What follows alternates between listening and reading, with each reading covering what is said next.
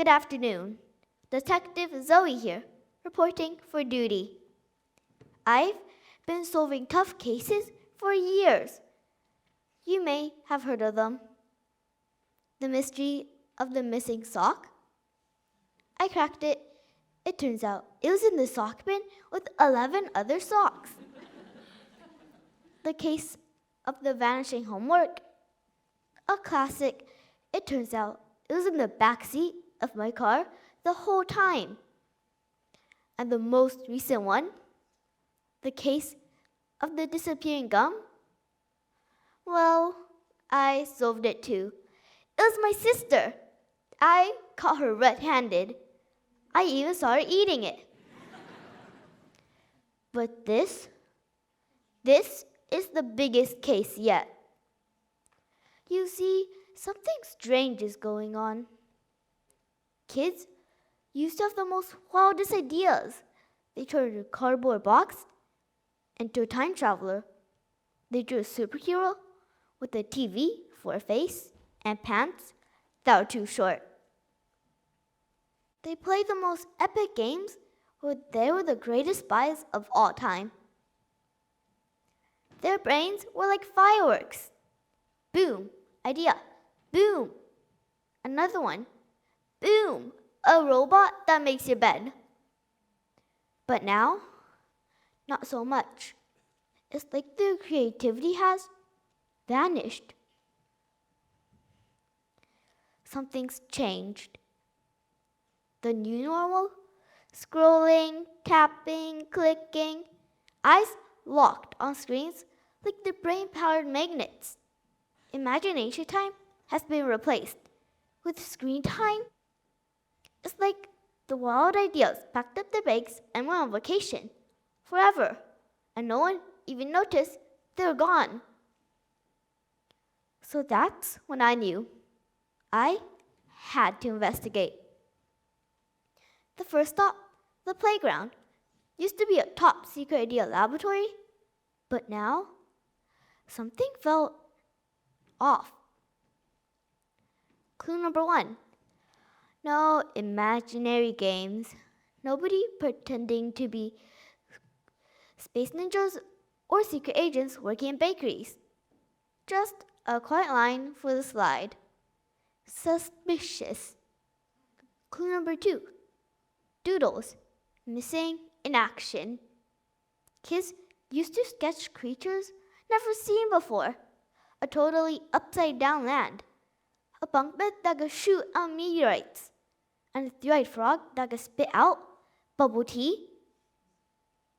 But today, when I checked 3 notebooks, one had math problems, one had a single lonely stick figure, and the third, nothing. His page was empty, like he was in a brain fog.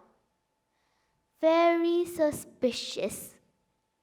And finally, clue number 3, the phone zombies.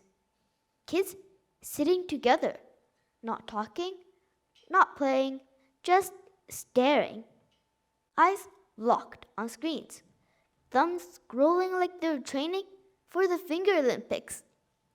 Even if an alien spaceship landed right in front of them, there would be no reaction.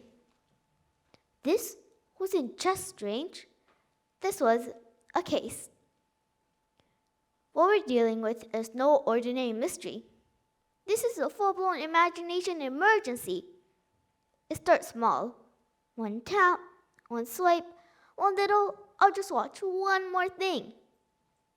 Before you know it, your brain is under attack by the greatest villain of all time, the Gadget Gang.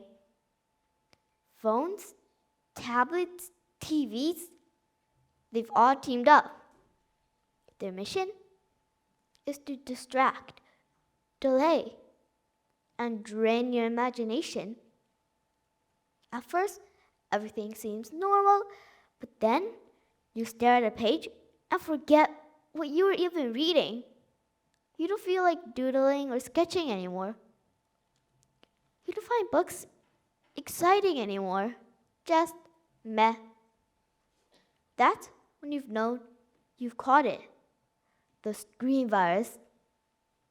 It spreads when you scroll too long and imagine too little.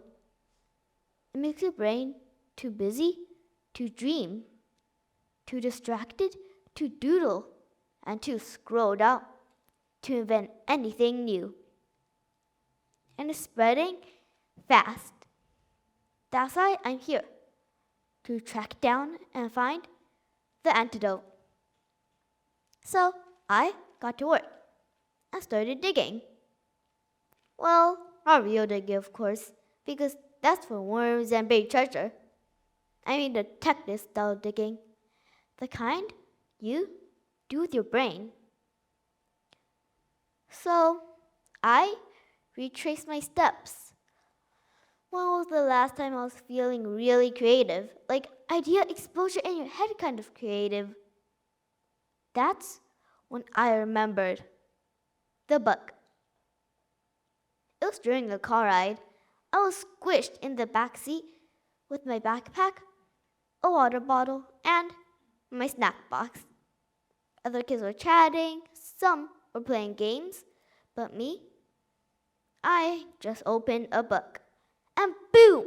Just like that, the world disappeared. Not in a bad way, but in a book way. I was solving mysteries with alligator agents. I was inside secret tunnels filled with wild inventions. It felt like my brain had switched from blank mode to superpower mode.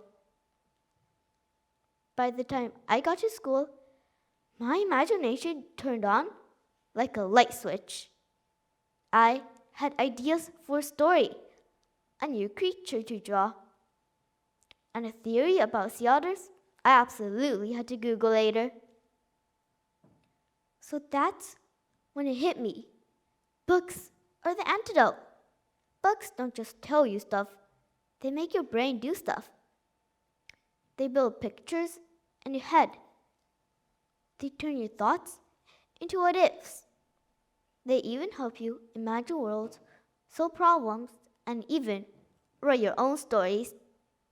I've written my own detective series before. Yes, me.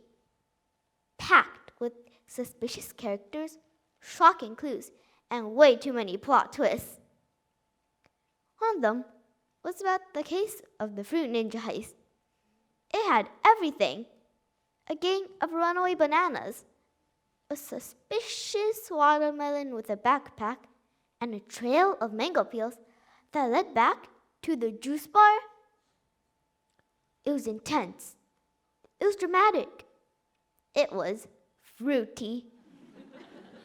I know, I could have written any of that without reading. Reading feeds my imaginore. I know. You're wondering, imaginore? What's that? Let me explain. Your imaginore is the supercharged power center hiding inside your brain. It's what dreams up things that haven't been invented yet. It asks questions no one else is asking. And it even helps you imagine worlds, solve problems, and even change the world.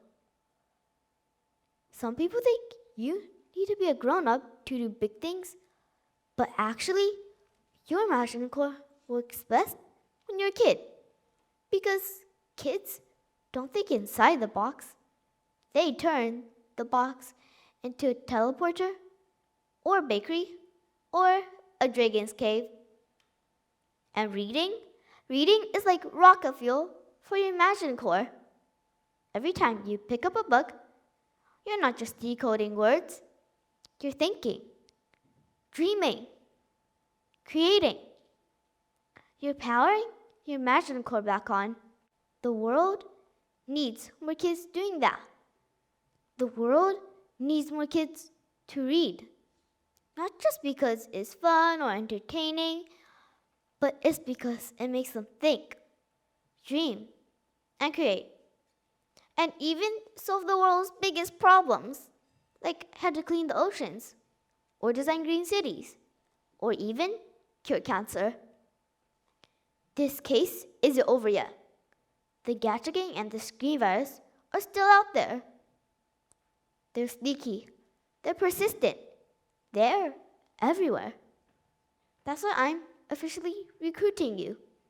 Yes, all of you out there, especially the ones with the cool socks. You are now part of C.R.A.C.K, C.R.A.C, the Creativity Rescue Agency for Curious Kids.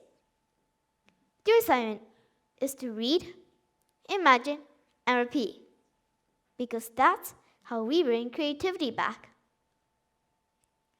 So once you do, let us know, report in, because we're always looking for fresh new leads, hot ideas, and brave new agents. Because one day, you might be the one solving the biggest case of all. Thank you.